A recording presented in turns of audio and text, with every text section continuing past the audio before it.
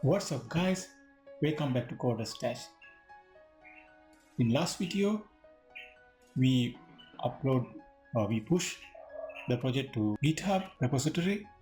In this video we're gonna learn to pull that project from GitHub to our local machine.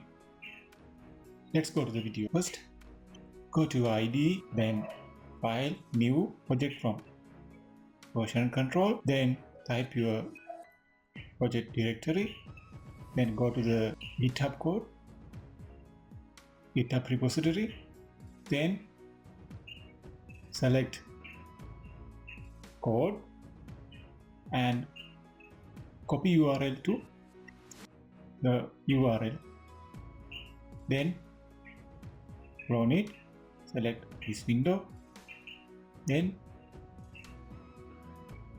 project will update to your local machine. After updating it will show like this.